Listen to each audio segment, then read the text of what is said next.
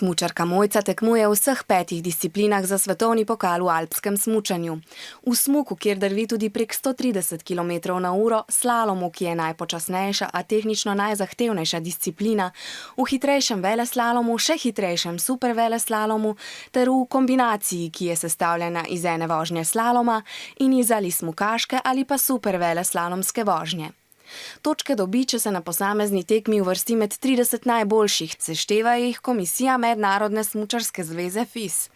Discipline so enakovredne, kar pomeni, da za enako uvrstitev vsaki izmed 5 disciplin dobi enako število točk. Če zmaga, dobi 100 točk, če je druga 80, tretja 60, če je 15, dobi 16 točk, če je 30, dobi 1 točko. V vsej sezoni bo Mojca lahko tekmovala na 34 tekmah v 5 različnih disciplinah. Več, ko se jih bo udeležila, več točk bo lahko zbrala. Če se na posamezni tekmi Mojca uvrsti med 10 najboljših, dobi še denarno nagrado. Za zmago lahko tudi več 10 000 evrov. Če je Mojca uspešna, lahko dobi tudi več sponzorjev, ki ji z dodatno denarno pomočjo omogočajo nakup drage opreme in treninge. Torej, Mojca lahko zbira točke za svetovni pokal v alpskem smučanju v 5 različnih disciplinah.